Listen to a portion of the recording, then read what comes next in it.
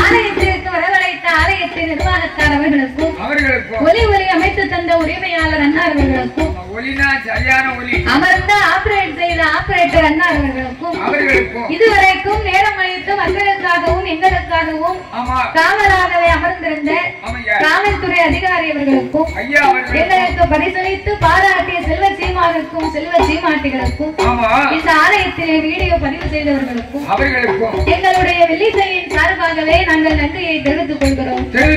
நன்றி, வணக்கம்.